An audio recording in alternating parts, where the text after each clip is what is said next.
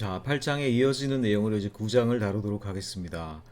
역시 우리가 생태 다양성을 어떻게 하면 유지하느냐 그런 어떤 고민, 우리 거기에 대한 우리의 대응 방안으로서 두 번째, 자, 첫 번째는 스피시즈 어프로치였죠.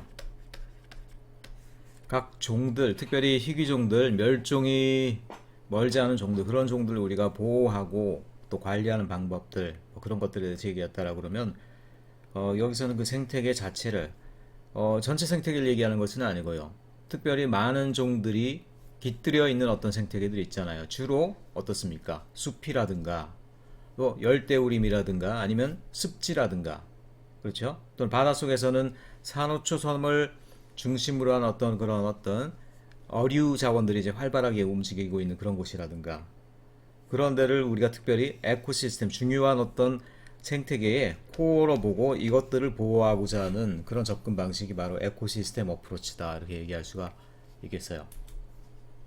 자, 처음에 이제 커버 스토리로 여러분 많이 들어보진 못했을 거예요. 왕가리 마타이 여사인데 안타깝게도 한 5년 전에 돌아가셨죠. 이미 이제 지나간 고인이 되셨는데 자, 케냐의 아마 여성 최초의 박사고 교수였다고 제가 들었어요.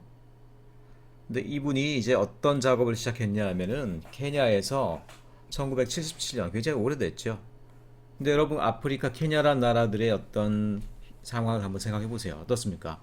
케냐는 뭐 딴 거 없고 케냐 국립공원 풍부한 어떻습니까? 야생 자원들, 야생 코끼리, 뭐 사자 등등 온갖 우리가 생각하는 어떤 동물의 왕국적인 그런 야생 세계들이 케냐에 펼쳐져 있죠. 그런 것들이 이제 케냐의 자원이 돼야 되는데 문제는 뭐냐면 사람들이 경제적으로 많이 발전돼 있고 개발되어 있지 못하다 보니까 그런 자연 자원들을 적극적으로 최대한 부가가치가 높게 활용하는 것이 아니라 가장 싸게 활용하는 거예요.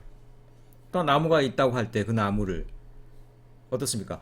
한 30년 이상 정성스럽게 갖고 와서 그걸 원목으로 예를 들어서 판다라고 그러면 생태계로서도 좋지만 얼마나 많은 부가가치가 생깁니까? 그런데 당장 오늘 우리가 먹고 살 게 없고 당장 밥을 할 때 뗄감도 없고 그러면 그런 것들이 그냥 묘목인 상태에서 1, 2년인 상태에서 꺾어버리고 잘라버리고 숲은 황폐화되고 사람들은 부가가치를 얻지 못하고 그런 악순환이 반복된다는 얘기예요. 그래서 특별히 케냐가 계속 이제 헐벗고 나무 자원이 사라지고 이런 문제에 이분이 좀 집중을 하고 또 그리고 그런 모든 문제 가운데 여성 문제가 함께 있다는 걸 알게 됐어요. 트리 그리고 포레스트가 되겠죠. 이 둘이 밀접한 관계에 있더란 얘기야. 왜냐? 대부분의 생계를 꾸리고 살림을 하는 역할을 당연히 여성이 하잖아요. 그래서 여성이 집안에 살림을 하고 밥을 짓고 또 여러 가지 뭐 집안에 필요한 어떤 물자를 조달하고 그러다 보면은 나무를 해야 되는 것들이 주로 이제 여성이더라는 거야. 근데 여성들이 어떻습니까? 여성들의 나무의 숲에 대한 지식이 없음으로써 나무를 조금 지속 가능하지 못하게 벌목을 하고 채취를 하기도 하고 그렇죠. 또 그리고 나무에 대해서 또 잘 알아야 될 것들이 이제 여성인데 여성이 이제 그걸 그런 어떤 적당한 지식을 가지지 못함으로써 생기는 문제들 또 하나는 뭐냐면 이제 나무가 계속 헐벗고 사막화가 되면 제일 고생하는 게 누굽니까? 여러분 아프리카에 물이 없고 나무가 없고 사실 나무가 없고 물이 없고는 같이 가는 거예요. 물이 있으면 나무가 있고 나무가 있으면 물이 생깁니다. 자, 물이 없고 나무가 없으니까 물을 기르기 위해서 나무를 하기 위해서 어떻습니까? 여성들이 아이들이 걸어야 하는 시간들이 점점 길어져요. 마을을 옮길 수는 없잖아요. 마을로부터 물을 깃기 위해서 하루에 4시간 걷는 어린아이들의 상황도 여러분 어디 본 적이 있죠. 그러니까 사막화가 되면 또 역시 직접적으로 피해를 입게 되는 것은 여성이더라는 거예요. 그러니까 나무를 하기 위해서 노동력을 점점 그 시간이 점점 길어지면 여성들로서는 어떻습니까? 점점 자기 어떤 자기 개발할 수 있는 시간들, 자기 삶에 투자할 수 있는 시간들이 줄어들면서 점점 이제 피폐해지는 것이죠. 자, 이런 악순환들 어디에나 이런 악순환들이 있습니다. 자, 거기에 대해서 그래서 이분은 이 두 가지를 한꺼번에 풀어야 되는구나. 여성들이 나무를 알아야지, 그래야지 사막화를 방지하고 숲이 풍부해질 수가 있고 또 숲이 풍부해질 때 여성들의 삶의 질이 나아지는구나 이런 생각들을 한꺼번에 하게 된 거죠. 그래서 딴 거 없고 아프리카의 이제 그린벨트 무브먼트 우리가 생각하는 그린벨트하고 다릅니다. 그린벨트 무브먼트를 시작했고 자 이분이고요. 여기 보면 이제 여성들이 특별히 이제 여성 어린아이 때부터 나무가 어떻게 자라고 어떤 식으로 이제 숲이 이루어지고 나무를 좀 더 잘 관리하는 방법은 무엇인지 거기에 대해서 가르쳐 주고 있죠. 그래서 나무를 이렇게 거의 싹인 단계에서부터. 근데 여러분 이 그림 보면 조금 부럽긴 하죠. 우리나라로 치면 이건 뭐 같아요? 논에다 모내기 하는 장면 같죠. 근데 우리나라 같은 경우는 사실 이렇게 해서 나무를 기르기는 굉장히 어려워요. 어느 정도 인공적으로 기른 묘목인 상태에서 심어도 그게 우리나라에선 한 2, 30년 지나서 클까 말까예요. 그 전에 죽는 경우 많습니다. 근데 아프리카 같은 경우는 이렇게 그냥 거의 새싹인 상태에서 심어놔도 이게 나중에 나무가 되나 봐요. 그러니까 나무를 적극적으로 재배하고 숲에다 갖다 심고 자기 동네 주변을 두르고 집 앞에다 나무를 심고 어떻습니까? 숲을 오히려 주거지 가까이 갖고 오는 거예요. 그 모든 중심에 누가 있다? 바로 여성이 있다. 그래서 그로 인한 혜택도 여성들이 우선적으로 누리는 거예요. 그래서 단순히 어떤 땔감을 얻고 자기 집에서 쓸만한 어떤 원목을 얻고 이걸 넘어서서 어느 정도 이제 수익도 거두게 되는 여성들이 나무를 숲을 가꿈으로 인해서 수익도 거두게 되는 그런 구조까지 만들었다 이런 얘기를 하고 있죠. 자, 그런 것들이 이제 케냐에서만 반향을 불러일으킨 것만 아니라 아프리카 전역으로 퍼지고 또 이분이 이제 마지막 돌아가시기 전까지는 인류 전체 70억 그루 나무 심기 운동 70억 그루라는 건 이제 인류 1인당 한 그루를 얘기하는 거겠죠. 그렇게 활발히 활동하시다가 어쨌든 몇 년 전에 좀 돌아가셨습니다. 그래서 아프리카 이 활동이 계속 좀 이어지고 계속 빛을 발했으면 좋겠어요. 자, 9.1절 이제 시작 부분 들어가 보겠습니다. 제일 중요한 것이 결국 이제 숲이라고 했을 때 숲으로 이루어진 생태계. 사실 나무, 생산자가 되는 나무와 풀이 많이 깃들여 있어야지만 그거를 바탕으로 해서 생태계 피라미드가 이렇게 서게 되는 것이죠. 그래서 숲이 제일 잘 보존되는 것들이 중요하다라고 생각하고 있는데 지금 그렇지 않죠. 중요한 숲속 생태계들이 잘려나가고 있다. 그리고 불태워지고 있다. 요새도 보니까 그 와중에 또 헬기가 뭐 이렇게 어떻습니까? 물탱크 같은 거 싣고 이렇게 날아다니던데 아마 이 근처에 또 불이 났던 것 같아요. 포항 이 근처 산 같은 경우도 비가 좀 적게 오는 동네다 보니까 한 4월 말 정도면 진짜 불이 굉장히 많이 납니다. 한때는 불이 심하게 나가지고 바람 부는 날 불이 심하게 나가지고 이 산에서 저 산으로 막 불이 옮겨 붙고 그래서 그 당시 총장님이 사시는 아파트 근처 아파트가 그냥 새까맣게 이렇게 글쓸릴 정도로까지 뭐 불이 난 적도 있고 이 동네도 굉장히 불이 많이 나는 지역이에요. 어쨌든 잘려나가고 불태워지고 이런 것들이 이제 큰 문제다라는 거예요. 자, 문제는 뭐냐면 우리가 나무를 안 쓸 수는 없어요. 원목이 필요합니다. 자원으로서의 나무가 필요해요. 그렇다라고 그러면 우리가 그럼 숲을 어떻게 보존할 것이냐? 지속 가능한 방법으로도 우리가 숲을 채취하는 방법들이 있을 수 있더라는 거예요. 그러기 위해서 여러분들이 이 개념을 먼저 알아야 되는데 올드 그로트 포레스트 하면은 옛적부터 자란 숲. 자, 얘네들은 사람들이 한 번도 배워내지 않았다는 게 아니고 사람들이 그 숲의 성격을 한 번도 바꾼 적이 없는. 그러니까 처음에 있는 그 모습 그대로 보존되고 있는 숲을 우리가 올드 그로트 포레스트라고 합니다. 아마 우리나라에는 거의 없을 거예요. 우리나라만 하더라도 일제시대에 딱 보니까 모든 산이 빨간 붉은 민둥산이었다는 기록이 있거든요. 그 뒤에 한 1960년대 뭐 그리고 일본 식민지 시대를 우리가 뭐 당연히 감사할 건 없겠지만 그럼에도 불구하고 일본 어떤 식민지 총독부의 어떤 한 숲을 관리하는 관료가 있었는데 제가 그 성함을 까먹었어요. 근데 그분이 이제 한국의 산하가 헐벗은 것을 너무 이제 안타깝게 여겨가지고 한국의 산하를 다시 한번 이제 조림을 하는데 크게 공헌을 하고 한국에 있던 나무들을 다 이렇게 또 기록하고 그래서 한국을 또 살린 그 당시에 또 살려준 일본인이다 해서 지금까지도 이제 고마워하고 있다라는 어떤 그런 그 일본 당시에 이제 총독부 공무원도 한 분 있어요. 자, 그때 이후부터 어쨌든 1960년대, 70년대 이렇게 이제 조림 사업이 계속 이어지면서 이제 우리는 어떻게 됐습니까? 우리나라의 어떤 숲이나 산과 같은 경우는 세컨드 그로우트 포레스트예요. 자, 한번 헐벗고 베어졌다가 두 번째 새롭게 이제 자라난 숲이 되는 것이죠. 올드 그로우트 포레스트는 주로 이제 북미 대륙이나 아니면 저기 어디 북유럽의 어떤 침엽수림 이런 데 가면 볼 수가 있겠죠. 트리 플랜테이션 하면 이건 의도적으로 원목을 구하기 위해서 나무가 잘 자라는 동네여야 되겠죠. 원목을 구하기 위해서 나무를 농장처럼 만드는 곳이다 라는 건데 우리나라에서 볼 수 없죠. 자, 이런 것들이 올드 그로우트 포레스트예요. 특별히 이렇게 두껍고 한 거의 높이가 200m까지도 뭐 자란다는 이런 나무가 있죠. 이게 뭡니까? 메타세콰이어. 우리나라도 몇 군데 있는데 토양이 그래서 달라서 그런지 그렇게 많이 자라진 않더라고요. 제일 높은 게 한 뭐 30m 뭐 그 정도 되는 것 같더라고요. 자, 온대 삼림 지역, 우리나라 같은 온대 삼림 지역에서는 보통 한 25년, 30년 정도를 자라야지 나무가 이제 쓸 만큼 자라게 돼요. 그러니까 이 순환 사이클을 지키는 게 중요하다는 것이죠. 어떻습니까? 나무가 일단은 새싹 묘목인 상태에서 30년 정도를 자랄 수 있게 하는, 근데 이게 쉽지가 않아요. 우리나라가 뭐 열대우림 인도네시아가 아니야. 그렇지. 그래서 요런 정도에서요, 나무들이 보존되기가 진짜 어려워요. 동물에 의해서 뜯겨나가기도 하고 사람들이 밟기도 하고 나무가 쉽게 못 자라. 그래서 보통은 이렇게 한 5년 이내에 묘목인 상태로 뭐 식목일날 이런 데 갔다가 심죠. 근데 심는 것도요, 이게 나무가 30년 동안 자라서 큰 성인 묘목이 된다는 게 쉽지가 않더라고요. 저도 포항시에 이제 식목 행사에 참여를 해봤는데, 그때 이제 시민의 숲 가꾸기 운동 본부, 여기 시민단체 분들이 나왔는데 나무를 막 이제 대충 아저씨들이 막 심잖아요. 근데 보니까 심은 거를 이분들이 한숨을 푹 쉬더니만은 나중에 자기들이 이제 결국은 새로 다 나무 심은 걸 고치고 가더라고. 한참 걸려가지고. 왜냐면 나무가 이제 처음 자라게 하려고 그러면은 그 흙을 파는 정도, 그다음에 뿌리가 잠기는 정도, 그리고 양쪽에다 이렇게 좀 둔덕을 만들어서 약간 습기를 보존해주는 뭐 그런 장치들이 다 있더라고. 우리처럼 그냥 평평하게 그냥 넣고 뭐 이렇게 흙 다지고 그냥 끝나면 되는 게 아니더라고요. 그래서 그런 노력이 있어야지만 이렇게 나무가 자라게 된다는 거기 때문에, 사실 나무가 30년 뒤에 성인 묘목이 됐다라는 게 얼마나 큰 자원이냐라는 거예요.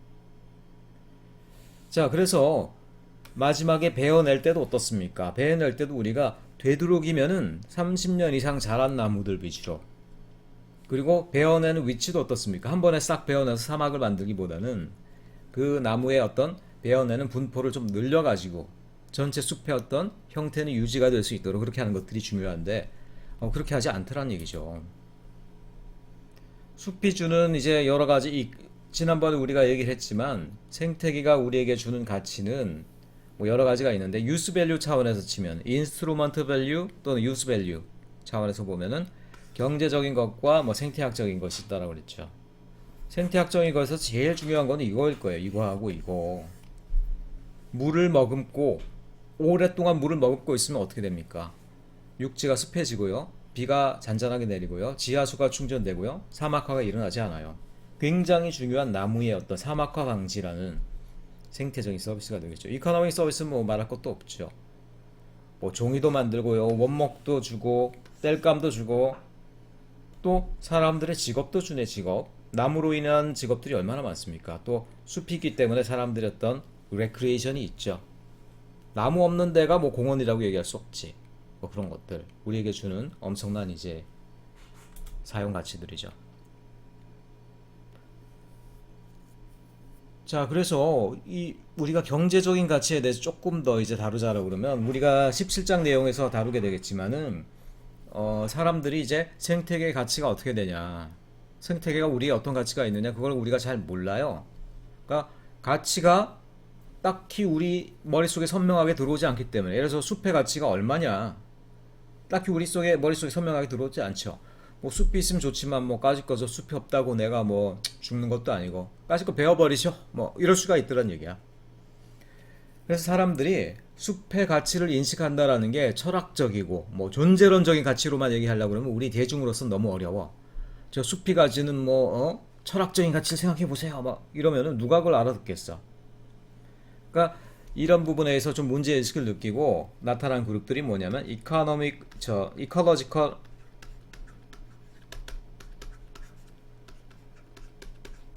이코노믹스, 뭡니까? 생태경제학이라는 거예요. 생태경제학. 생태경제학이란 분야는 뭐냐?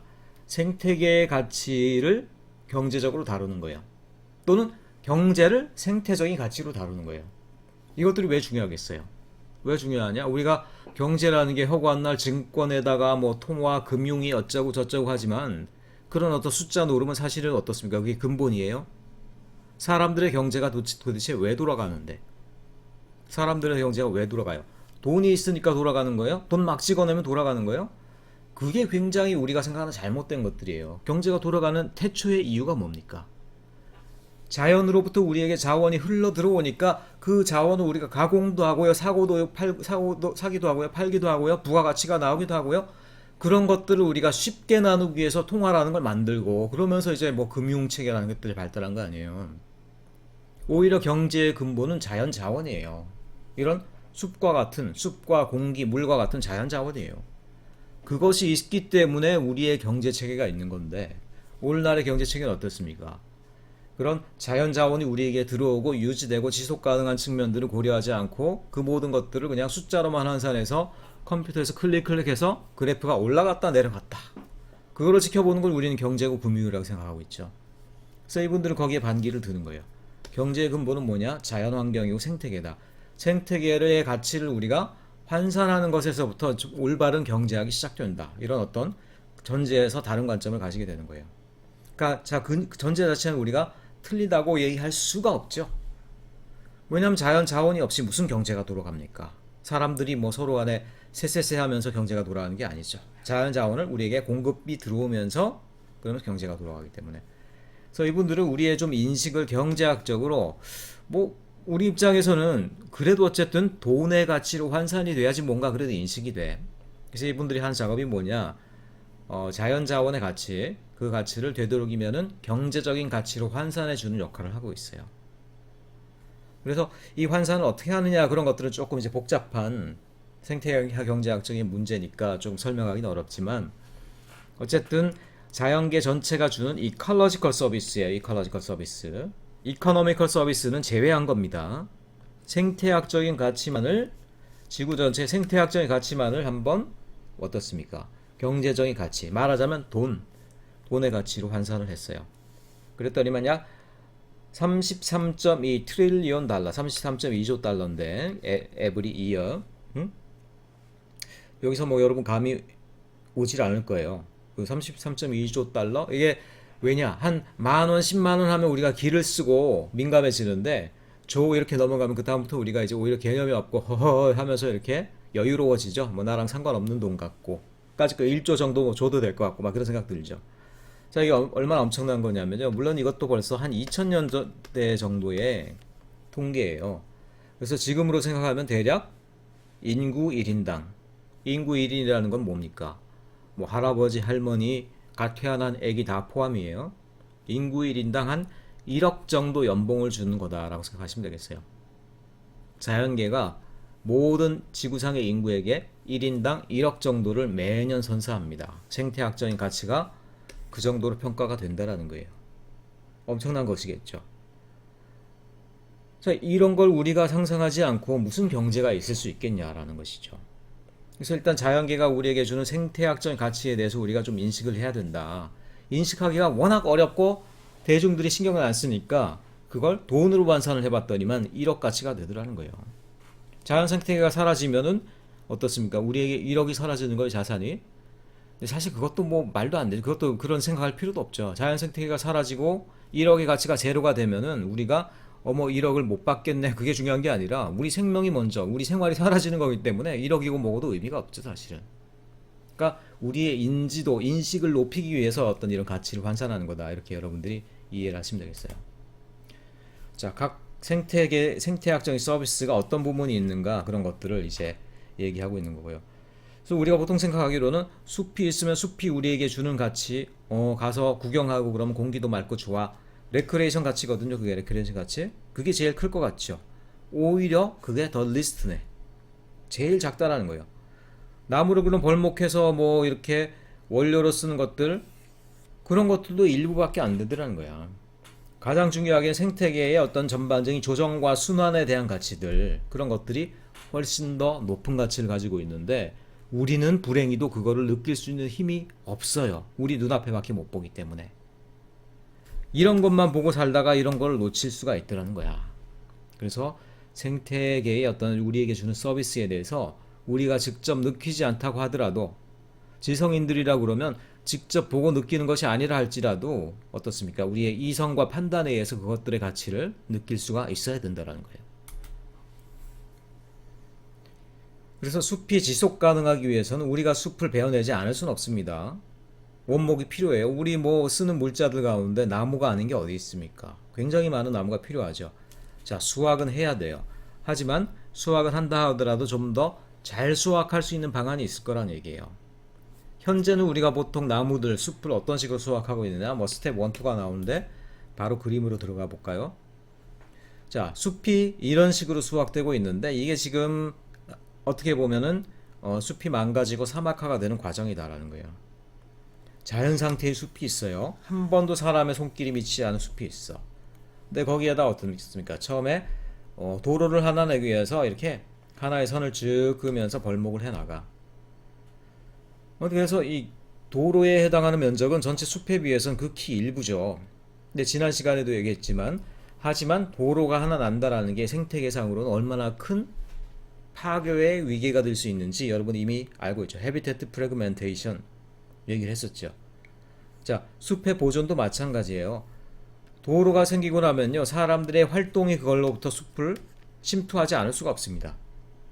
근데 결국 이게 1년, 2년, 3년, 4년 지나고 나면요, 두 가지 현상이 발생해요. 첫째, 사람들의 활동이 생기면서 희한하게 그렇게 되면 건조해져요. 사람들의 활동은 습기가 있는 곳을 건조하게 바꾸는 식으로 이루어지는 경우가 굉장히 많습니다. 도시가 그렇죠. 일단 왜 그래요? 도시가 건조한 이유는 뭐예요? 나무가 있고 흙이 있었던 데를 일단은 콘크리트 아스팔트로 덮어버리죠. 땅에 습기가 올라올 수가 없죠. 둘째, 위에서 내리는 습기, 말하자면 강수량, 비도 어떻게 됩니까? 바로 이제 토양으로 스며드는 게 아니고, 토양으로 스며들어서 계속 육지에 머무르는 게 아니고 어떻습니까? 바로 그냥 하수도를 향해서 달려버리죠. 하수도를 통해서 어떻게 됩니까? 바로 바다로 강으로 흘려보내버리죠.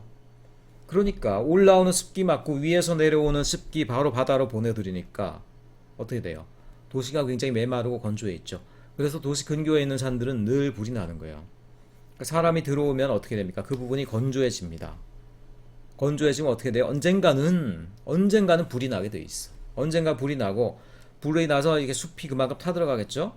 타들어가면 어휴 기회다 하고 사람들이 또 그만큼을 또 들어가. 기왕에 뭐 여기 숲도 아니고 뭐 불 나가지고 민둥산 됐는데 우리 여기 뭐 도시 개발합시다. 그럽시다. 개발, 또 개발, 또 개발.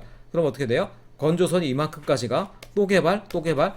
그러면서 결국 숲이 하나도 안 남게 되는 그런 것들이 이제 사람들과 숲의 관계라는 거예요.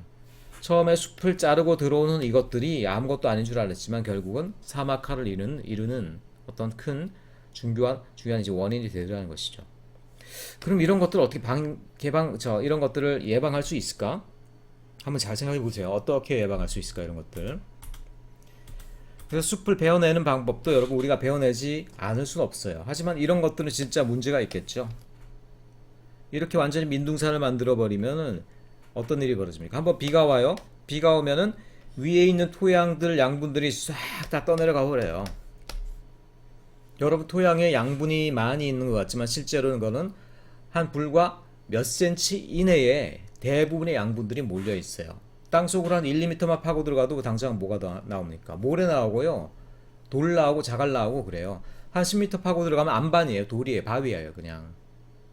그러니까 대부분의 양분은 토양의 표토층 몇 센치 이하인 굉장히 얇은 층에만 존재하고 있어요. 그러니까 굉장히 취약하더라는 거예요. 한번 민둥산을 만들어 버려서 떠내려가 버리면 어떻게 됩니까? 다시 양분이 회복될 가능성이 없어요. 왜냐하면 비가 계속 내리니까 또. 그래서 숲이 나무가 버티고 있으면서 양분들을 계속 공급도 해주고 어떻게 돼요? 양분들이 떠내려가지 않도록 얘가 이제 막아주는 역할을 하는 것들이 중요하다는 거야. 민둥산 만드는 거 곤란하고요. 뭐 두 가지 방법을 생각할 수 있겠죠. 그래서 하나의 좀 얇은 띠를 만들어서 그 띠별로 이렇게 한번 스트립 커팅이라고 합니다. 스트립 커팅, 띠로 커팅한다라는 건데 뭐 그러거나 아니면 셀렉티브 커팅. 이미 이제 성인이 된 묘목이어서 어떤 그런 거 위주로 하고 좀 크고 있는 자라고 있는 나무들을 20년 이하의 나무들은 좀 남겨두는 방식. 그러면서 자르는 밀도를 너무 이렇게 뭉치게 하지 않고 이제 분산을 시켜서 숲의 성격이라도 어느 정도 유지될 수 있게 하는 방법. 그게 바로 셀렉티브 커팅입니다. 자, 이런 것들 우리가 적당하게 잘 활용하면은 원목을 베어내면서도 사막화를 우리가 확장시키지 않을 방법이 있겠죠. 그래서 우리에게 엄청나게 많은 숲이 필요한 줄로 생각하고 있는데 지구상에 있는 숲이 우리가 쓰다 보면 다 모자랄 것 같죠. 근데 그렇지가 않아요. 실제로 인도가 이렇게 생겼죠. 인도만큼의 숲만 있다고 하더라도 숲 뭐 얼마나 많아요? 굉장히 많죠. 인도만큼의 숲만 있다고 하더라도 이걸 우리가 지속 가능한 방법으로 관리하면은 여기서 나오는 원목만으로도 우리가 인류 전체가 사실 공급받을 수 있다라고 그래요. 자, 그럼 우리는 그런데 왜 사막화를 지금 일으키고 있을까? 지속 가능한 방법으로 벌목하고 숲을 관리하지 않아서 그렇다라는 거예요. 그러니까 여러분 뭐 숲을 이제 여러분 채취하는 벌목업자라고 쳐보세요. 솔직히 여러분들 뭐 이런 방법 쓰면 좋다라는 거야 알겠지만 아유 뭐 귀찮고 그렇게 하면은 뭐 생산하는 단가도 올라가고 너무 또 이게 일품도 많이 들게 되고 귀찮아 그냥 한 번에 싹 밀어버려. 자, 이게 오늘날의 모습이라는 거야. 우리가 조금 더 귀찮고 조금 더 그래도 생산에 비용들을 갖다가 조금 더 들인다라 그러면 그런 것들이 우리에게 훨씬 더 지속 가능한 생태 서비스로 돌아올 수가 있더라는 거야. 근데 그걸 하지 않고 어떻게 됩니까? 인도만큼의 숲만 있어도 사실 충분한데 베어낸 다음에는 사막화. 이게 지금 오늘날 지구 위의 숲의 문제라는 거예요. 이걸 한번 보세요. 이게 미국하고 푸에르토리코인가 어쨌든 중남미 나라의 어떤 국경 경계선인데 두 나라의 경계선에 따라서 이렇게 큰 차이가 날 수가 있더라는 거. 자, 숲을 보존하는 운동과 관련해서 특별히 이제 우리가 좀 기억해야 될 한 사람이 있는데 줄리아 힐이라고요. 별명이 이제 버터플라이라는 별명이 붙었네. 2 years on a platform of California redwood tree. redwood tree는 이제 캘리포니아 남부에 있는 아까 말한 old growth forest 중에 하나예요. 그러니까 사람들이 한 번도 침투하거나 베어낸 적이 없는 천연 그대로의 숲. 그 근처에 있는 마을에 줄리아 힐이라는 어떤 여자아이가 하나 있었어요. 이 레드우드 트리가 말하자면 놀이터였어요. 그 가운데 있는 특별히 제일 큰 빨간 이파리의 나무. 그 거의 5,000년 됐다고 생각하는 그런 나무예요. 그 나무에서 놀고 하는 것들이 어린 시절이 기억이었단 얘기야. 근데 이 여자가 20살 되던 해에 어느 날 갑자기 그 숲이 싼 값에 어떤 민간 벌목업체에게 불화가 되었다. 말하자면 정부가 팔았다는 얘기죠. 팔거나 아니면 그 벌목권을 넘겼다는 얘기죠. 그래서 그 숲이 베어내지게 생겼다. 이런 어떤 뉴스가 지역 일간지에 딱 나왔어. 자, 우리가 환경운동하면 보통 이제 뭐 거세게 뭐 반항적이고 정부의 정책에 사사건건 뭐 반기를 들고 사실 이런 거를 많이 생각하고 있죠. 그래서 일단 먹고 사는 것보다도 일단 당장 환경 보존분이 먼저 약간 극렬한 이미지를 많이 생각하기 나름인데 이분이 그래서 숲을 보존하는 어떤 운동을 했다라고 그러니까 이분이 이제 뭐 환경운동가 출신이다 이렇게 생각하기 쉬운데 그렇지 않았어요. 그 전까지는 환경운동이란 패러다임에 대해서 잘 몰랐대. 다만 자기가 그냥 환경 가운데 일체화돼서 생활해 온 거야. 한 번도 시위를 하거나 아니면 환경운동을 실제로 한 적도 없었지만 그때 이제 큰 결심을 하게 돼요. 저 나무가 사라지는 것을 견딜 수가 없다. 그래서 그 한가운데 있던 나무에 올라가서 판을 깔고 나무 위에다 판을 깔고 그 위에서 2년을 버팁니다. 2년. 여러분 이해가 가세요? 2년 버티고 있는 장면 중에 하나예요. 플랫폼 깔았다니까 뭐 거대한 것 같지만 나무 가지 사이에 어떤 자기 뭐 텐트 전구를 올려놓은 거죠. 2년을 여기서 이제 버틴 거예요. 말하자면 2년을. 근데 여기서 2년이란 기간을 여러분 우리가 잘 생각해 봐야 돼요. 2년을 이제 여러분 생각하기로는 낮에 올라가서 좀 카메라 빨 좀 받고 기자들 와서 사진 찍을 때 카메라 빨 좀 받고 밤에는 슥 내려와서 집에 가서 뭐 밥도 먹고 볼일도 보고 온 거 그랬을까? 아니죠. 이 밑에 벌목업자들이 이미 딱 진치고 있고 메가폰 대고 소리 지르고 있고 당장 내려와라 경찰 출동하고 있고 막 그런 상황인데 내려오면 바로 체포해요. 그 어떻게 돼? 2년을 그대로 나무 위에서 계속 버틴 거야. 그러니까 딴 건 몰라도 여러분 저 먹는 거 이런 거야 좀 싸갖고 올라가고 또 누가 지지자가 와서 빵 같은 거 던지면 받아서 먹었다고 치지만 먹는 거 말고 그 반대의 것 있잖아. 내려 보내는 건 그거 어떻게 했겠어. 특별히 여성의 몸으로 이 위에서 그런 것들을 해결하는 것들이 얼마나 조금 저거 창피하기도 하고 막 그랬겠어. 근데 어쨌든 여러분 나무 위에 올라가서 2년 버틸 자신 있어요? 2년 버텨서 한 뭐 1년에 1억씩 준다 그럼 뭐 그래도 쉽지 않을걸요? 어쨌든 그런데 2년을 버텼어요. 2년을 버티고 이게 그러다 보니까 이제 점점 어떤 일이 생겼냐면 처음에는 벌목업자들이 와서 전기톱 소리 내고 경찰들이 와서 너 체포하겠다 빨리 내려와라 메가폰 대고 막 얘기하고 그랬는데 이게 그러다 보니까 결국 소문이 퍼진 거예요. 미국 전체로 소문이 퍼졌습니다. 처음에는 어떤 미친 여자가 나무 위에 올라와서 춤춘다 했는데 사정을 알고 보니까 뭐야? 아 그게 아니고 그 숲이 5,000년대 숲인데 싼 값에 민간 개발업자에게 불화가 됐대. 아 그러면 안 되는 거 아니야? 그래서 어떤 여자가 지금 올라가서 그 나무를 지키기 위해서 시위를 한댄다. 그러니까 미국인들이 거기서 뭐냐면 자기들의 어떤 상태를 깨달은 거예요. 아 우리가 5,000년대 숲도 베어낸 나라였구나 그동안. 이렇게 되면 안 되지. 숲을 보존해야지. 그 여자도 우리가 살려내야지. 이런 식으로 이제 인식이 2년 동안 변한 거야. 그러다 보니까 이제 벌목업자들도 마지막에 이제 압박을 받아가지고 결국 협상을 하기 시작하죠. 그래, 그럼 우리가 숲을 지속 가능한 방법으로 벌목을 할 거고, 특별히 중요한 나무들은 우리가 다 남겨놓겠다. 네가 올라가 있는 나무도 남겨놓겠다. 이러고 타협을 해가지고 결국 2년째에 내려오게 됐죠. 어쨌든 성공을 한 것 같았는데, 또 여기서 또 반전이 하나 있지.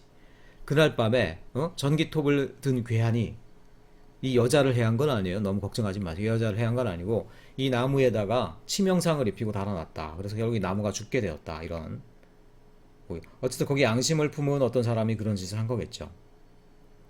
그래서 결국 이제 숲을 이 나무를 지키는 데는 뭐 실패는 했어요. 하지만 여러분 뭐 전투에는 져도 전쟁은 이겼다 이런 얘기가 있죠. 근데 이 사건 이후로 진짜로 뜻있는 미국인들이 숲을 보호하는 흐름들이 나타나면서 자 숲이 계속 미국의 숲이 계속 줄어들다가 대략 이 사건을 전후로 해서 숲의 면적이 또 이렇게 점점 증가하기 시작했다라는 거야. 이렇게 한 사람의 어떤 인상적인 활동이 큰 반향을 불러일으킨 큰 변화를 불러일으킨 게 되겠죠.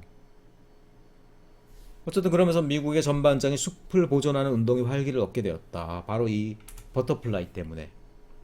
그러면서 이 언니가 또 이렇게 얼굴도 보니까 뭐 미모도 좀 있는 것 같고 그래서 환경운동계의 일종이었던 숲을 지키는 아이콘. 그래서 버터플라이라는 뭐 별명도 얻게 됐고 그랬습니다. 제가 이제 중간 시험에다가 한번 여러분 책을 잘 읽었나 안 읽었나 해가지고 요 사건에 대해서 인상적인 사건이잖아요. 어쨌든 에피소드잖아. 그래가지고 이런저런 활동을 했던 줄리아 힐의 별명은 무엇이었나? 그거를 이제 이렇게 주관식으로 한번 내본 적이 있어요. 별명이 무엇이었나? 근데 여러분 너무 힘들어할 것 같아요. 가로 열고. 아니 책 읽고 화면만 몇 번 봤으면 기억날 거 아니에요. 이런 인상적인 사건인데 어떤 한 여자가 나무 위에 올라가서 2년을 버텼다. 이런 얼마나 우리 뇌리에 박힐 만한 사건이야 이게. 그래서 시험 문제를 내면은 당연히 수업 시간에 열심히 들은 사람들은 다 맞추겠거니. 그래서 가로 열고 곤충의 종류 중 하나. 딱 이렇게까지 힌트까지 줬다는 얘기야. 그런데 와 놀랬어. 30%밖에 정답이 없고 곤충의 이름이라는 거 써놓으니까 또 답을 쓰긴 다 쓰더란 얘기야. 그러니까 뭐 매미, 메뚜기, 무슨 파리, 잠자리, 나비는 정답이고 이런 허처구니 없는 답을 써놓은 경우가 많더란 얘기야. 자, 제가 왜 이런 어떤 에피소드들을 많이 말씀드리냐면요. 이론적인 것도 좋고 개념적인 것도 좋지만 환경운동이라는 건요. 또 하나의 또 롤모델이 중요해. 어떤 사람이 어떤 가치관을 가지고 어떤 활동을 했더라 이런 것들이 굉장히 중요해요. 어떤 분야든 초기에 어떤 개념들이 초기에 그 분야가 개척되기 위해서는 그 분야를 개척하는 롤모델이 있는 것들이 굉장히 중요합니다. 그렇죠? 그래서 숲을 지키는 활동들 이런 것들에 대해서는 뭐 버터플라이, 줄리아 힐의 어떤 사례가 있었고 이런 것들을 우리가 기억하는 것들이 굉장히 중요해요. 그런 것들이 실제로 우리를 행동하게 하는 힘이 된다는 얘기야. 개념적이고 이론적이고 이런 것 말고도. 그래서 앞으로 이제 이 책을 다루는 후반부에는요, 환경운동과 관련된 사람들이 굉장히 많이 소개가 됩니다. 그 사람들과 사람들의 에피소드가 많이 소개가 돼요. 우리가 그런 것들 인상적으로 바라볼 필요가 있겠더란 얘기야. 자, 숲이 망가지는 두 번째 원인은 이제 바로 불이죠, 불. 사실은 최근에 우리나라나 유럽, 남미도 그렇지만 어떻게 보면 이 산불 때문에 망가진 숲이 아마 더 많을 거예요. 다만 그런데 베어내는 거하고 다르게 이제 숲이 불타는 경우에는 그래도 시간이 어느 정도 흐르면 그래도 복구는 돼요. 왜냐하면 그 숲이 타면서 그런 것들이 다시 토양으로 돌아와 있기 때문에 복구가 되는 경우는 많지만 하지만 상당히 오랜 시간이 걸리게 되죠. 자, 그래서 불이 나는 경우들이 많은데 이 산림학자들이 얘기하기를 산불도 사실은 두 가지 케이스가 있다라고 그래요. 두 가지 케이스. 그래서 surface fire라는 게 있고요. 그 다음에 crown fire라는 게 있어요. 자, 나무가 이렇게 있으면요. 그래서 보통의 나무는 이렇게 줄기 부분하고 크라운 부분이 있어요. 그러니까 이 나무에 우리나라 말로는 수고라고 그러는데 수고. 요게 크라운이에요. 크라운. 그래서 요 크라운이 있는 나무들이 우리가 생각하는 진짜 나무가 되겠죠. 그래서 보통의 불들은 웬만한 작은 불들은 뭐냐면 이 바닥에 있는 마른 풀, 낙엽들, 잔가지들 있죠. 그런 것들을 이렇게 막 그런 것들 대충 태우고 이 크라운까지 도달을 잘 못하는 경우가 많아요. 그리고 크라운은 항상 습기가 어느 정도 차 있기 때문에 또 불이 그렇게 쉽게 옮겨 붙지는 않습니다. 그래서 바닥에서만 이렇게 불이 일어나는 경우들이 많고요. 그런 것들 우리가 서피스 파이어라고 합니다. 근데 이 서피스 파이어 같은 경우는요, 또 산림학자들 얘기로는 이게 생태학적으로 그렇게 나쁘진 않대요. 오히려 잔가지나 어떤 낙엽 이런 것들 너무 많이 쌓여있으면 어떻게 됩니까? 이게 쉽게 분해가 잘 되지도 않고요. 또 그리고 그런 것들이 지나치게 많이 쌓여있으면 그것들이 땔감이 되어서 더 큰 불을 일으키는 경우도 있다. 그래서 적당히 쌓였을 때 한 번씩 일부러 서피스 파이어를 내주는 것이 좋다라고 얘기도 한다라고 그래요. 근데 크라운 파이어는 뭐냐? 진짜 이제 이거죠, 이거. 크라운 파이어가 돼가지고 나무가 전체 통으로 타버리면요, 이 나무의 높이가 2, 30m까지 올라가잖아요. 이렇게 되면 이제 이건 진짜 위험한 거라. 그래서 불길이 결국 50m 이렇게까지 치솟고요. 거기다 바람 분다 그러면 어떻게 됩니까? 심지어는요, 한 2, 30m 되는 강도 그냥 건너뛰어 버려, 불이. 그래서 우리나라도 한창 불이 났을 때 저 강원도 산길에 화엄산가요? 어디죠? 어쨌든 유명한 어떤 절이 하나 있었는데 그 절의 스님이란다죠. 불상까지도 다 녹아버렸던 그런 일이 있었죠. 그러니까 크라운 파이어라는 것들이 그렇게 무서운 거라는 거예요. 재작년인가 이제 강원도에서 났던 산불 난 것도 보면은 강이고 뭐고 그냥 다 건너뛰어가지고 그냥 강원도가 이렇게 있으면요. 여기서 시작해가지고 어떻게 돼요? 이렇게 타버렸어요. 이렇게 여기 시작해서 이렇게 쫙 타버리고 그때 뭐 우리가 뭐 정부에 불 껐으니 뭐 수고했습니다 했지만 실제로 보면 이 위성 사진을 보면은 바람이 이렇게 불잖아요. 불면서 탈 때까지 타고 결국 바다까지 가가지고 끝났어. 태울 게 없어서 그냥 끝나버렸어요. 뭐 요런 데를 막았는지 모르겠지만 적어도 가는 길을 차단할 방법은 거의 없어요. 크라운 파이어일 때. 그래서 이게 재작년에 있었던 강원도 산불이 바로 그런 크라운 파이어였다라는 거죠.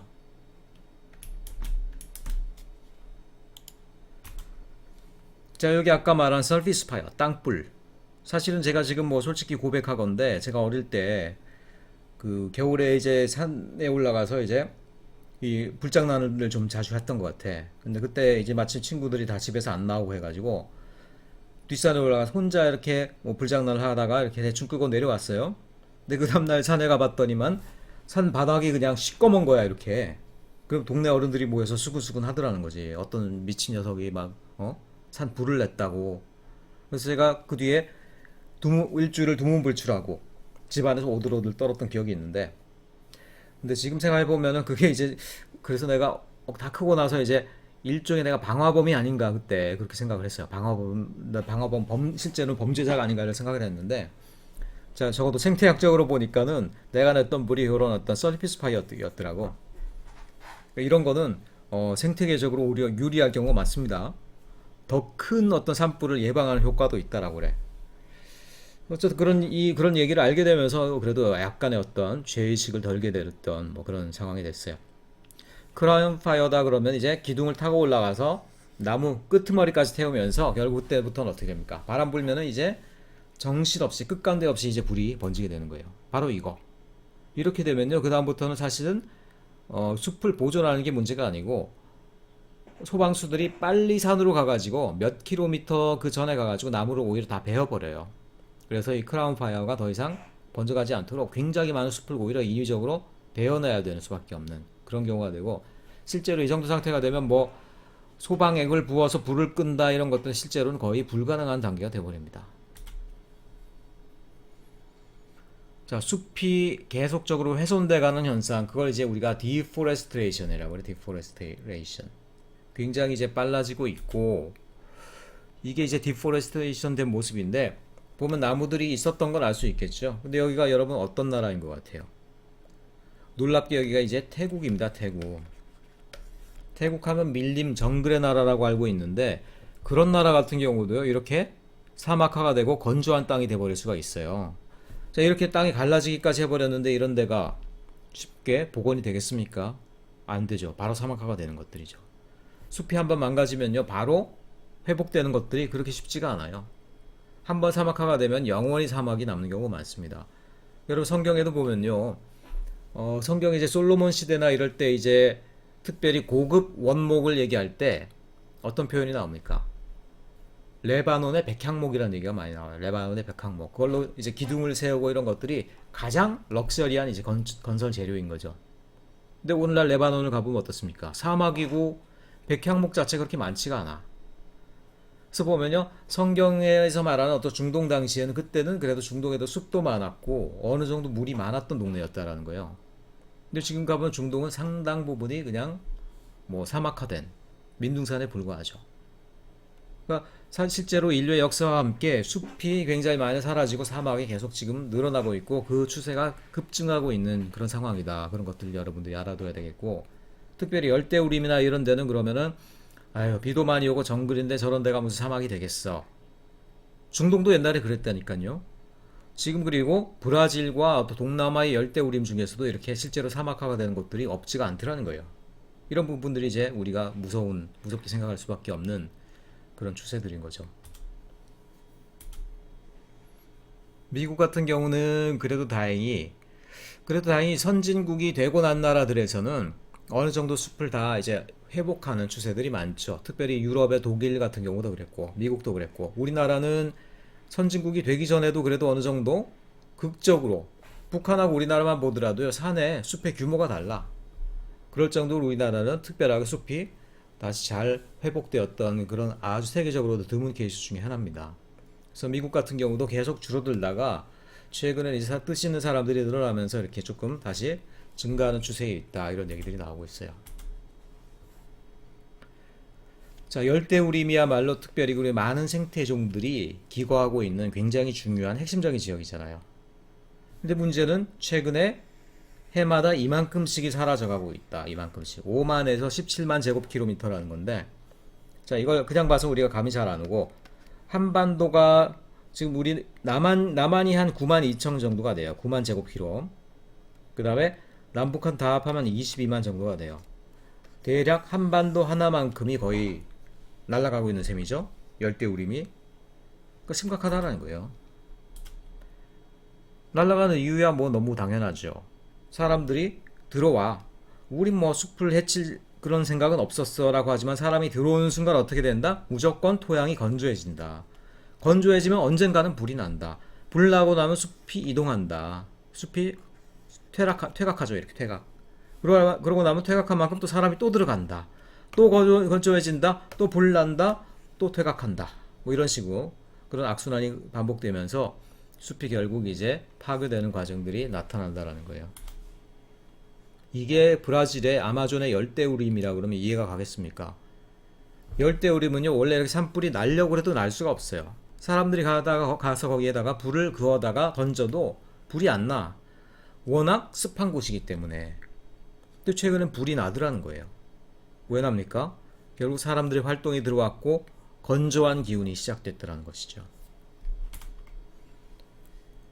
자, 2절로 가봅시다. 자, 그럼 우리가 어떻게 숲을 지속 가능하게 만들 수 있을까?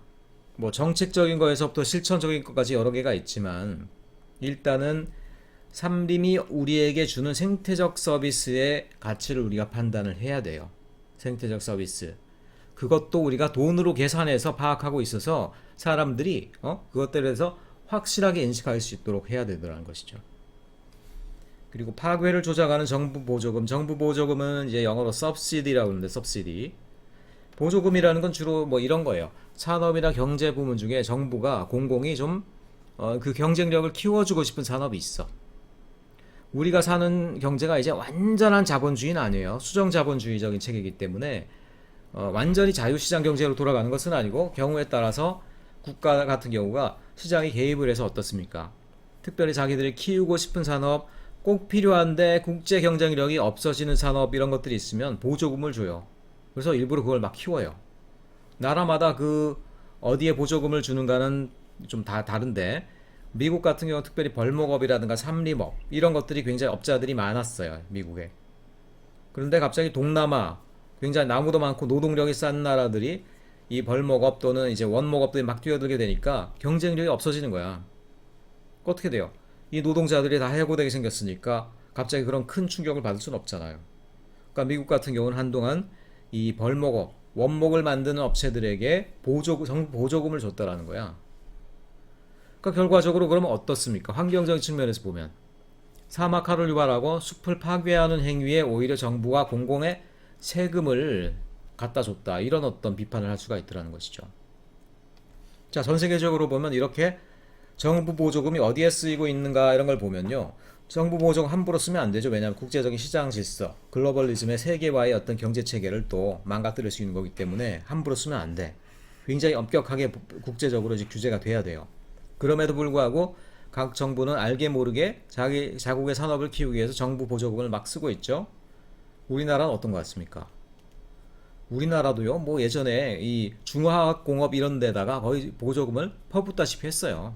그리고 그런 것들이 실제로 우리나라의 토양 환경을 많이 해친 것도 사실이죠. 최근에 와서는 물론 IT나 해가지고 산업적으로 가가지고 뭐 보조금이 뭐 뜬금없이 핸드폰 이런 데서 오히려 보조금이 붙기도 하고 이런 경우도 보겠지만 과거 한동안 이제 건설업 또는 중화학공업 이런 데 보조금이 많이 투자가 되었고 그것 때문에 우리나라의 환경 파괴가 또 많았던 것도 사실입니다. 결국 정부 보조금이 어떻습니까? 환경을 해치는 산업 쪽으로 들어가게 됨으로써 어떤 문제가 있어요? 환경이 해쳐지고 해친 환경을 다시 복구하기 위해서 또 우리는 또 세금을 내야 되고 해쳐진 환경 때문에 우리는 또 실제로 우리 시민들은 피해를 받아야 되고 그러니까 우리가 세금 내서 환경을 파괴하고 파괴한 환경을 메꾸기 위해서 또 세금을 내고 이런 어떤 악순환 그런 이중적인 부담 이런 것들이 시민들에게 오게 되더라는 거예요. 그래서 환경을 이제 아끼는 사람들 생각하기를 적어도 정부 보조금은 이제 앞으로 친환경적인 산업 또는 환경적인 혁신을 도모하는 산업이 아니면은 주어지지 말아야 된다. 전통적인 어떤 환경을 해치면서 거기에 대한 어떤 혁신도 가하지 않는 그런 산업들에 대해서는 더 이상 정부 보조금을 줘서는 안 된다라는 걸 강조를 하고 있죠. 자, 그리고 앞에 나왔지만 실천적으로 봤을 때는 재생 속도를 고려한 벌목이 중요하더라는 거예요. 재생 속도보다 더 빠르게 벌목하거나 아니면 재생 범위를 넘어서 한꺼번에 벌목해버리면 어떻습니까? 그 다음에 가버리면 사막이 돼버렸더라는 거예요. 넘어갑시다. 그래서 앞으로는 Certifying Sustainably Grown Timber 지속 가능하게 자라게 한 원목을 인증한다라는 얘기가 되겠죠. 그러니까 지속 가능 원목 인증. 그 말은 뭐냐면 이 나무는 어디에서 베어졌는지 모르겠지만 이 나무가 베어내는 과정에 지속 가능한 벌목법을 동원했기 때문에 적어도 숲이 사막화되진 않았다. 그럼 어떻게 됩니까? 우리는 안심하고 그 원목을 살 수가 있죠. 뭐 나무뿐 아니라 다른 어떤 물고기라든가 다른 어떤 동물, 우리 음식이 되는 동물이라든가 이런 것들 다 이런 어떤 지속 가능 인증이라는 개념이 이제 활용될 수가 있어요. 이런 딱지가 붙은 경우는 이거는 지속 가능하게 재배된 것이기 때문에 환경에 대한 피해를 최소화했구나. 그럼 어떻게 됩니까? 그 인증 때문에 우리가 다소 가격을 좀 더 높이 준다고 하더라도 우리로서는 우리의 선택이 환경에 대해서 어느 정도 피해가 있었는지를 우리 스스로 이제 파악할 수가 있게 되는 것이죠. 또 이제 숲을 많이 베어내는 이유 중에 하나가 이제 종이, 펄프를 만들기 위한 것들이죠. 근데 이런 것들도 대안이 있더라는 거예요. 미국에 이제 주로 쓰는 방법이 뭐냐, 케네프란 나무가 있는데 나무라기보다는 이건 그냥 풀이죠. 풀인데 한 11개월이면 이만큼 자라는데 보니까 한 거의 3m가 넘어가는 거였죠. 근데 이런 것들이 빨리 자라기도 하지만 여기서 굉장히 많은 양의 펄프가 나오는데요. 어떻습니까? 나무를 대체할 수가 있겠죠? 그래서 이런 식으로 해서 나무를 우리가 베어내는 행위들을 계속 줄여나가야 된다. 이런 얘기들이 나오고 있어요. 그리고 열대우림을 우리가 특별히 보존하는 방안에 있어서는 희한하게 근데 열대우림을 가지고 있는 나라들이 물론 그 나라들을 좀 제가 이렇게 무시하는 건 아니지만 대부분 그래요. 열대우림을 가지고 있는 나라들이 또 개발도상국 또 후진국인 경우들이 굉장히 많습니다. 왜 그럴까? 여기서 아놀드 토인비의 또 지적이 생각나죠. 역사학자인 아놀드 토인비가 보면은 자원과 환경에 있어서 너무 유리한 나라들은 오히려 문명 발전이 늦어졌다. 그에 비해서 적당한 만큼의 챌린지, 도전적인 어떤 난관, 고난이 있는 어떤 그런 지역에서는 그 고난을 극복하다가 오히려 거기서 기술이 발달하고 문명이 발달하고 사회체계가 발달해서 좀 더 앞선 나라가 되어갔다. 그런 역사적인 아이러니를 아놀드 토인비 박사가 얘기하고 있죠. 그래서 그런지 이제 열대우림이 있고 이 자연 환경이 굉장히 이제 유려한 나라들에서 희한하게 이제 산업적으로나 경제적으로 성공하지 못한 나라들이 많아요. 그래서 보통 어떻습니까? 없는 나라들에서는 이 자기들이 가지고 있는 자연 자원이 유일한 어떤 힘이 되다 보니까 그걸 자꾸 지속 가능하지 않게 써먹게 돼요. 근데 이미 선진국 개발이 된 나라들에서는 자기들이 가진 자연 자원은 좀 부족하잖아. 그러니까 그때는 뭐야? 돈은 있는데 자연이 없으니까 그때는 돈을 써서라도 자연을 또 복구하려고 그래. 어떻습니까? 세계적인 모순이죠. 그런데 돈의 흐름은 또 어떻습니까? 개발도상국에다가 또 선진국들이 자꾸 채권, 돈을 빌려주는 것들이 또 일상이야. 그러니까 세계적으로 볼 때 이런 얘기를 할 수 있겠죠. Debt for nature swaps. 스와핑 하면 여러분들 이상하게 알아둘 텐데, 스왑 하면은 두 개를 나눈다는 얘기지 꼭 나쁜 의미는 아니에요. 두 개를 나눈다, 바꾼다. 빛과 자연을 바꾼다. 말하자면 선진국이 후진국에 꿔줬던 빚들, 채권들, 이런 것들, 그런 것들을 탕감해줘. 어떤 전제하에서 제3세계 또는 후진국에서 자기들 나라에 있는 자연자원을 보존하는 한도 내에서 빚을 탕감해줘. 이런 것들이 가능하지 않겠냐라는 거예요. 아니 그럼 이 사람들은 돈을 주고 이 사람들은 자기 자연만 복구하는데 이게 공평한가? 라고 얘기를 하겠지만, 근데 뭐 지구온난화라든가 어떤 자연환경 자원의 어떤 전체적 상태는 어떻게 돼요? 국경별로 딱 멈추는 게 아니죠. 국경으로 끊어진 게 아니죠. 온 세계가 자연환경 가운데 연결되어 있더란 얘기야. 말하자면 제3세계가 자연환경을 유지를 하면은 그로 인한 환경적인 효과가 선진국에게도 다 궁극적으로 돌아오더라는 거야. 지구온난화도 멈추고요. 사막화도 멈추고요. 기온이 좀 더 사람들의 환경에 유려해지고요. 등등 이런 것들이 가능하게 되는 거예요.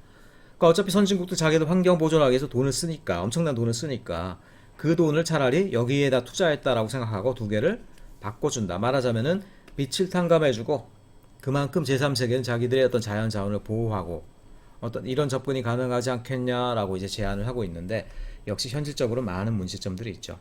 근데 떼어 먹히는 것보다 훨씬 나아. 지금 얼마나 많은 선진국들의 지원금이 제3세계에서 떼어 먹혔습니까? 그거보다 훨씬 낫겠죠. 그래서 열대의 우림을 지속 가능하게 하는 여러 가지 방법들에 대해서 그림 설명이 나오고 있습니다.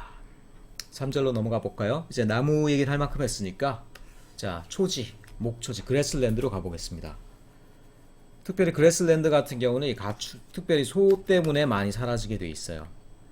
여러분, 소가 지금 현재 지구상에 몇 마리 줄 아세요? 대략 1억 9천만 마리가 있대.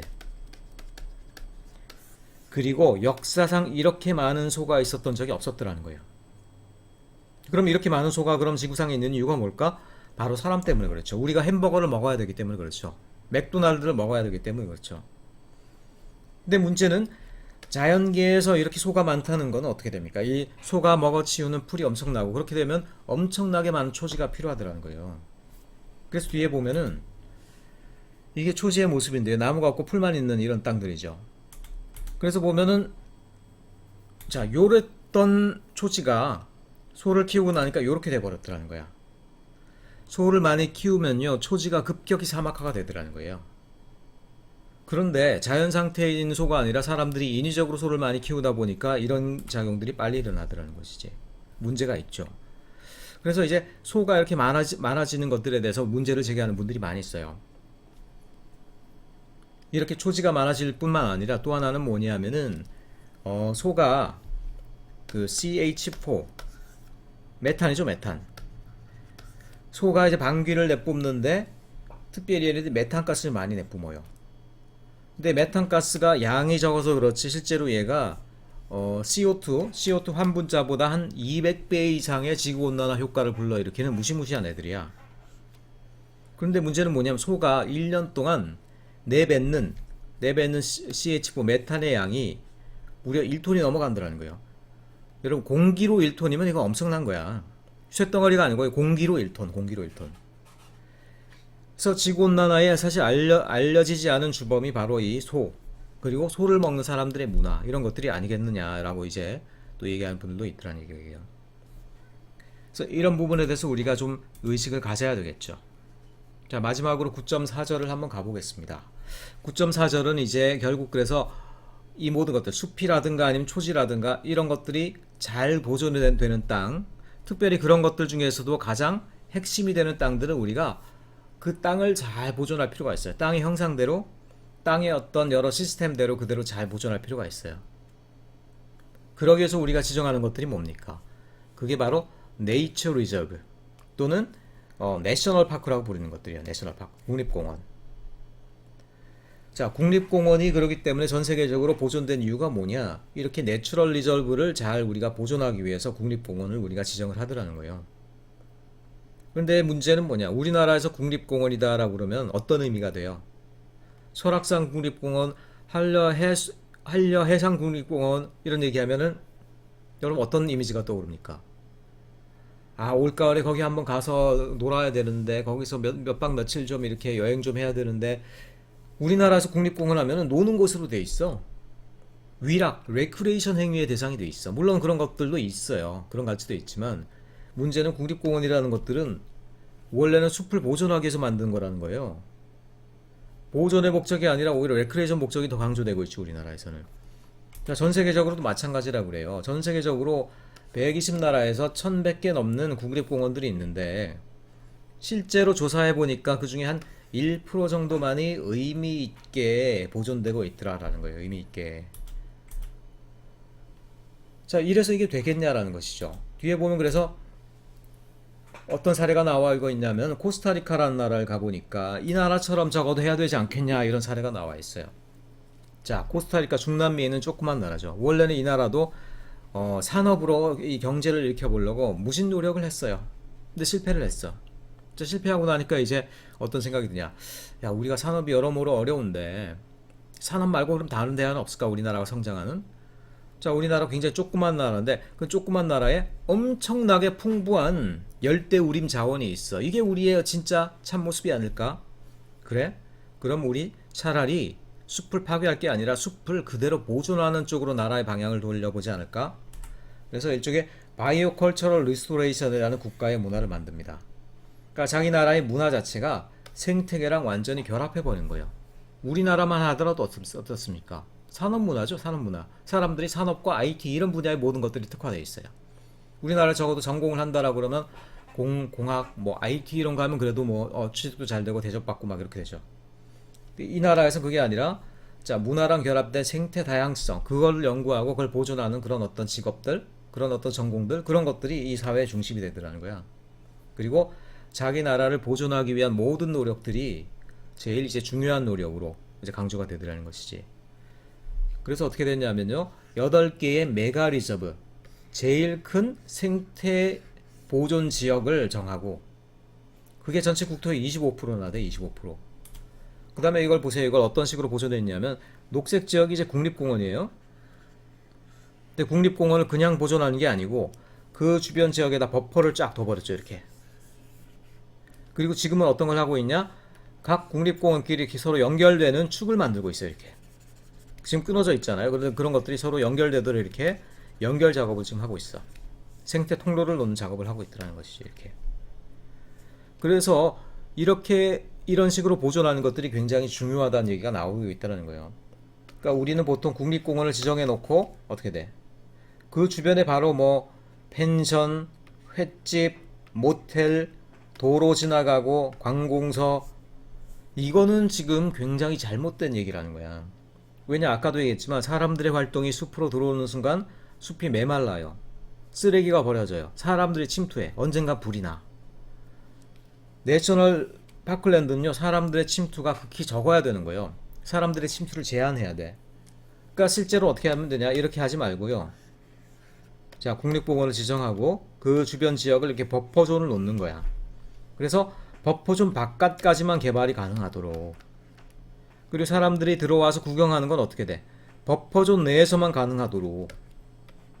그리고 내셔널 파크 지역은 사람들이 연구 목적이나 조사 목적 아니고선 들어가지 못하게 하는 거.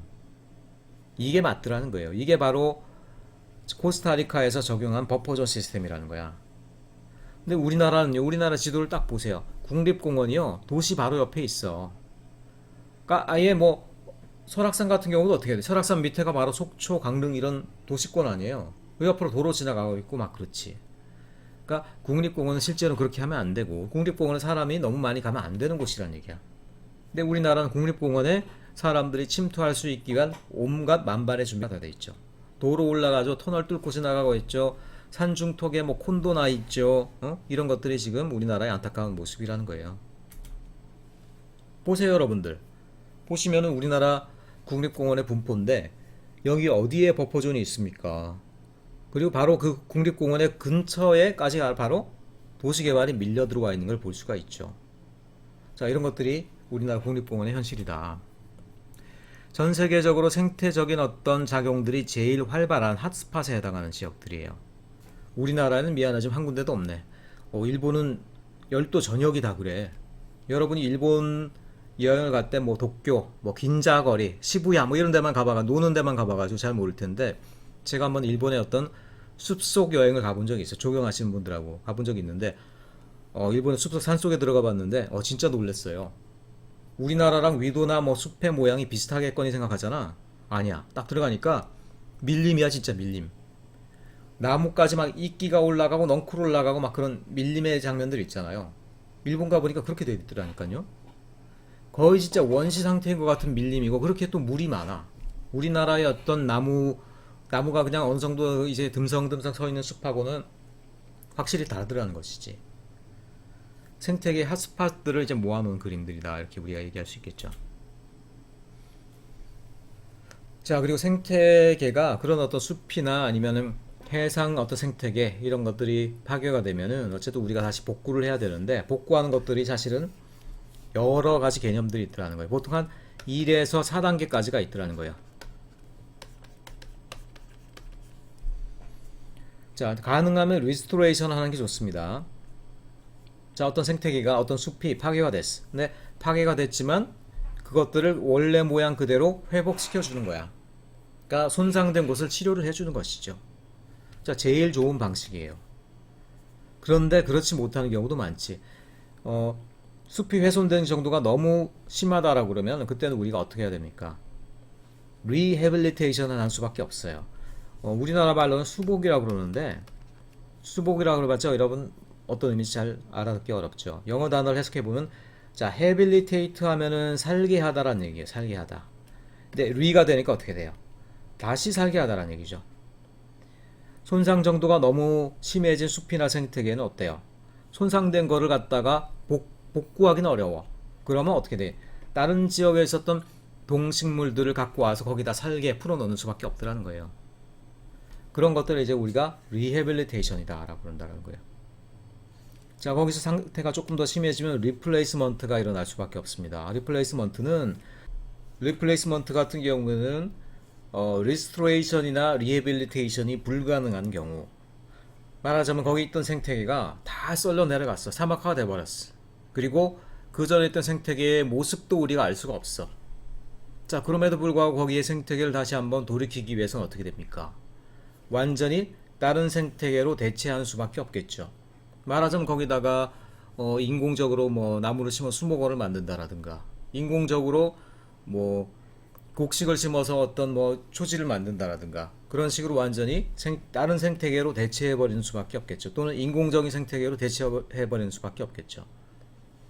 그래서 그런 것들을 리플레이스먼트다라고 얘기를 한다는 거예요. 자, 마지막으로는 이도저도 아니고 마지막 수단으로는 이제 우리가 이걸 생각할 수밖에 없더라는 거예요. 근데 이것도 반드시 필요한 것 중에 하나입니다. 특별히 도시지역. 뭐냐면 인공적인 생태계를 조성하는 것. 인공적인 생태계다라고 하면 뭐가 있을까? 뭐 공원이 있겠고요. 뭐 연못도 자연 상태대로 있는 건 거의 없죠. 인공적으로 만든 것이죠. 또는 뭐 청계천 같은 경우를 뭐 사람들이, 어떤 사람은 또 환경운동, 환경주의자에 좀 가까운 분들은 그것이 인공하천이기 때문에 그걸 막 비하하고 그런 경우 있는데, 그런 분들은 뭐 좀 이런 데 대한 지식이 너무 없는 거라고 볼 수가 있겠죠.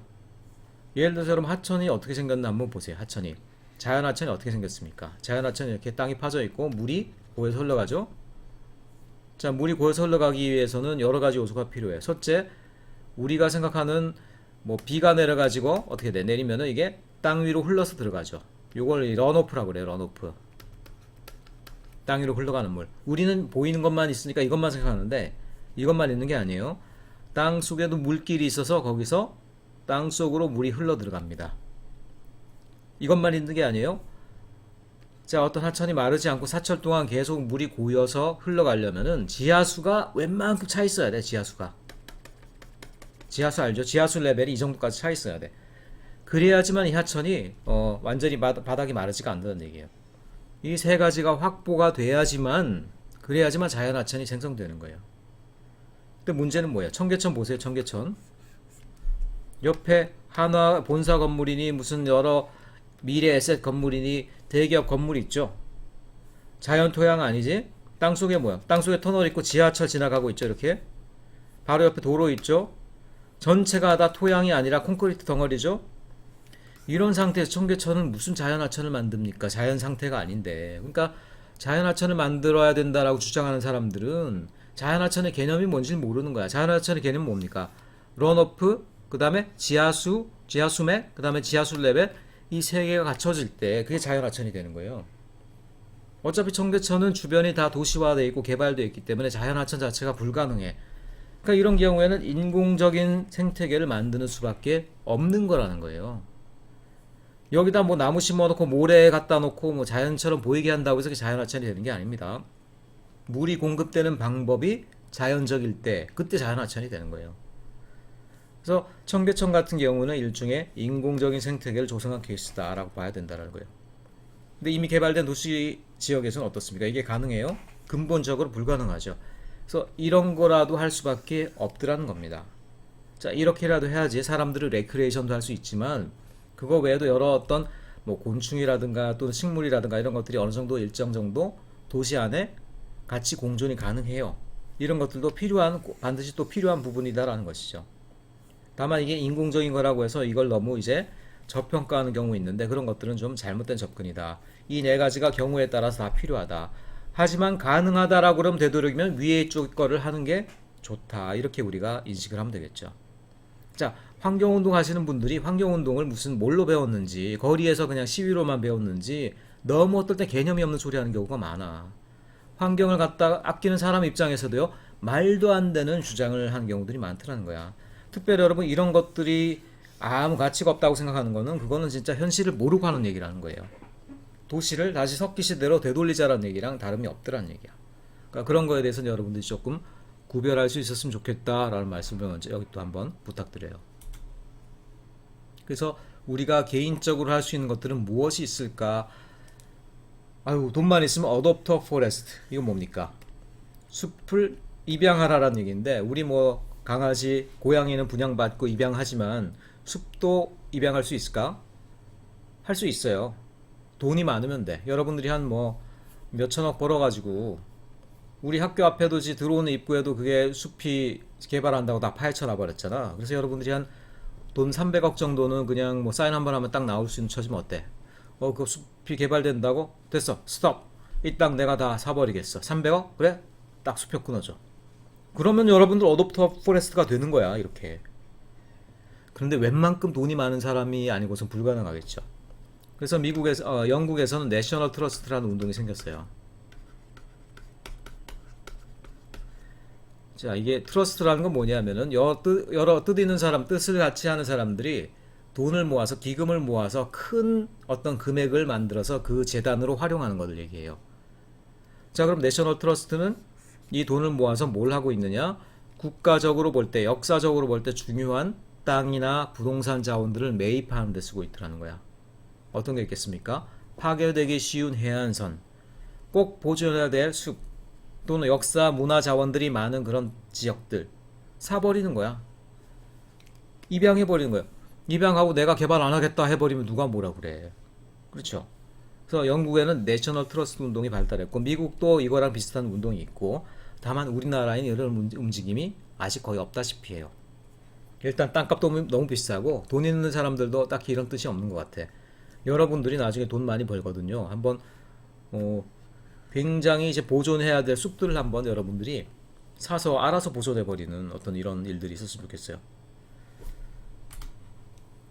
자, 6절 이제 수상 생태계를 유지하는 부분에 대해서 나오는데요. 간단하게만 넘어가도록 하겠습니다. 자, 여기도 굉장히 문제가 심각한데 우리가 아직 많이 알고 있는 바가 없기 때문에 간단하게만 다룰 수밖에 없을 것 같아요. 자, 이게 바닷속의 일반적인 굉장히 잘 보존된 바닷속의 모습이죠. 바닷속에도요, 풀에 해당하는, 나무에 해당하는 것들이 막 있죠. 바다도 똑같아요. 육지 생태계랑 마찬가지로 굉장히 많은 생물들이 얽혀가지고 살고 있는 핫스팟들이 많이 있습니다. 근데 이런 데를 사람들이 잘못 관리하면, 지금 이건 뭐냐면 요랬던 땅을 한번 저인망어선이라는 게 있어요. 저인망어선. 저인망어선이라는 건 뭐냐면 바다 위에 배가 이렇게 가고 있는데 그물을 갖다가 바닷속에 이렇게 맨바닥이죠. 그물이 거의 뭐 쇠창살이야. 이걸로 바닥을 완전히 싹 긁어내면서 모든 걸 잡아들이는 방식을 갖다가 저인망어선이라고 해요. 자, 저인망어선이 한번 바닥을 긁고 지나가니까 바닥이 그냥 사막이 돼버렸죠. 바닷속에도 사막화가 있더란 얘기예요. 이러면 안 되겠다는 얘기죠. 그래서 바다를 파괴하는 여러 가지 어떤 문제점 있는 활동들이 되겠는데 이런 것들을 우리가 어떻게 하면 좀 방지하고 최대한 지속 가능하게 어자원을 우리가 사용할 수 있느냐 이런 부분이 지금 많이 연구가 돼야 되겠죠. 왜 그럼 특별히 우리 이 수상 생태 자원, 해양 생태 자원을 우리가 이렇게 또 보존하는 게 어려우냐 여러 가지 이유 있겠지만은 not visible to most people 사람들이 어차피 못 봐요. 그리고 산불이라도 나고 뭐 사막화라도 일어나니까 우리가 볼 수가 있잖아 육상은. 근데 수상, 해저 같은 경우는 우리가 보지 못하니까 대부분의 사람들이 그냥 쓰레기를 버리고 사막화가 일어나도 모르고 그냥 지나가더란 얘기야. 그래서 이런 부분들에 대한 인식이 굉장히 지금 시급하다라는 거예요. 그래서 앞으로는 여러 가지 움직임이 있어야 되겠지만 아까 얘기했지만 특별히 어족 자원 같은 경우도요. 지속 가능하게 수확된 물고기입니다 라고 팻말이 붙어 있죠. 그럼 이런 거 우리가 얼마 더 주고 살 수 있는 그런 마음의 준비가 돼야 돼요. 너무 싼 것은요 환경을 착취했을 가능성이 굉장히 많습니다. 조금 비싸게 사더라도요 환경을 보존하고 지속 가능한 방법으로 수확한 자원을 우리가 사는 습관을 들일 필요가 있어요. 결국은 그게 우리 비용을 줄이는 방법입니다. 왜냐하면 환경이 파괴되는 만큼 어떻게 됩니까? 우리가 그 비용을 지불하는 거예요. 이번에 이 코로나 사태로만 하더라도 얼마나 많은 손해가 있겠습니까? 손해를요 계산을 지금 할 수가 없어요 여러분들. 지금 진실이 사실 이 미디어에서는 잘 안 다뤄지고 있는데 이 지금 코로나 사태로 해서 전 세계 팬데믹이 어디까지 갈지 지금 예측이 불가능한 상황이에요. 일단 산업경제가 멈추기 시작했죠. 좀 있다 보면 농업경제까지 멈추게 됐을 때 세계가 얼마만큼 고통을 받게 될지에 대해서는 그거를 우리가 예측도 안 해. 단지 그냥 우리나라는 조금 더 괜찮으니까 우리나라 만세 막 이러고 있더란 얘기야 지금. 그럴 처지가 아니에요 지금. 우리나라도 세계 한 부분으로서 결국은 뭐냐 우리나라 수출과 수입으로 먹고 사는 나라 아닙니까? 산업과 식량 자원까지 멈추게 되면 거기에 살아남을 나라가 어디 있어요? 특별히 우리나라처럼 오고 가는 게 많을수록 세계화의 제일 혜택을 많이 누린 나라가 뭐 중국도 있겠지만 그 다음은 거의 우리나라예요. 제가 볼 땐 우리나라처럼 세계화의 혜택을 많이 누린 나라가 없어. 세계화가 끊어진다 그랬을 경우 우리가 받을 어떤 손해들 감당할 수가 없겠죠. 자, 환경적인 피해라는 게 이런 것들이에요. 그냥 손쉽게 환경을 피해를 주면서 싼 값에 뭔가를 쓴다.